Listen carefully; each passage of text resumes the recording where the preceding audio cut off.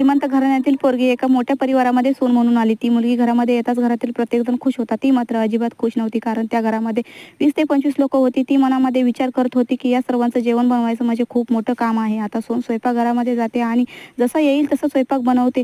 स्वयंपाक बनवायची आणि बाहेर यायची, कारण तिला स्वयंपाक बनवायला अजिबात येत नव्हता. पण ती सून प्रत्येकाला जेवायला वाढायची. प्रत्येकजण त्या सुनेच्या जेवणाची तारीफ करायची. सून मनामध्ये विचार करत होती, की आपण एवढे बेचव जेवण बनवूनही सगळे आपल्या जेवणाची तारीफ कसे काय करत आहेत. एके दिवशी सुनेने स्वयंपाक बनवला आणि ती घराबाहेर आली.